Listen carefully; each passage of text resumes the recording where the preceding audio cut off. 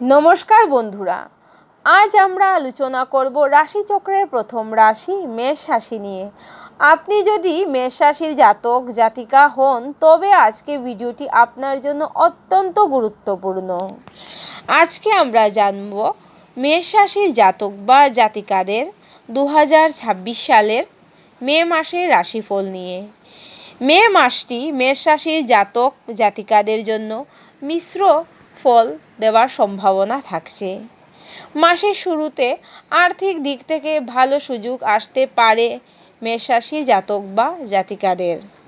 পুরনো কোনো বিনিয়োগ থেকে লাভের মুখ দেখতে পাবেন মেষ রাশির জাতক বা জাতিকারা। তবে বন্ধুরা, খরচকে অবশ্যই নিয়ন্ত্রণে রাখা প্রয়োজন মনে করা যায়। কর্মক্ষেত্রে আপনার কাজের গতি বাড়বে এবং ঊর্ধ্বতন কর্মকর্তাদের সুনজরে থাকতে পারেন আপনারা।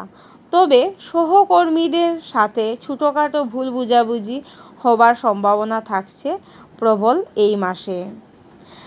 এখন আলোচনা করব পারিবারিক ক্ষেত্র কেমন থাকছে আপনাদের। পারিবারিক জীবনে সুখ শান্তি বজায় থাকবে আপনাদের এই মাসে। তবে মাসের মাঝামাঝি সময়ে কোনো আত্মীয়দের সাথে মতপার্থক্য হওয়ার সম্ভাবনা রয়েছে।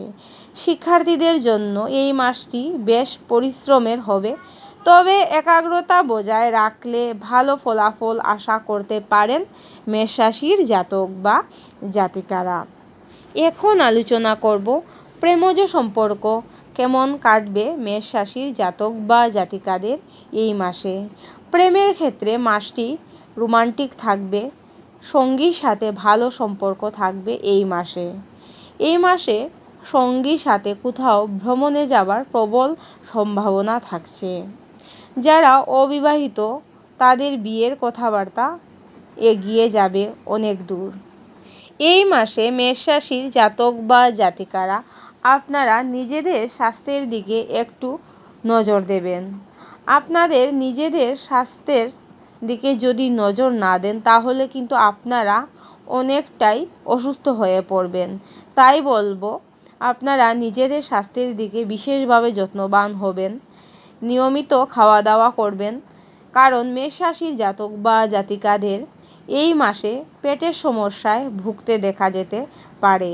তাই নিজের দিকে বিশেষভাবে যত্নবান হবেন মেষ রাশির বন্ধুবান্ধবেরা। পর্যাপ্ত বিশ্রাম এবং প্রচুর জল পান করা আপনাদের শরীরের জন্য ভালো হবে, এটা মনে করা যায়।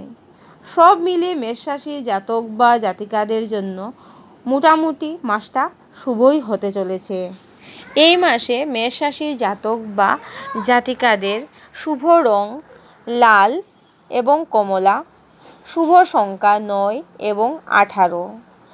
আপনারা যদি প্রতি মঙ্গলবার কোনো অভাবী মানুষকে কোনো কিছু দান করতে পারেন তাহলে আপনারা দেখবেন আপনারা অনেকটাই মানসিক শান্তি পাবেন।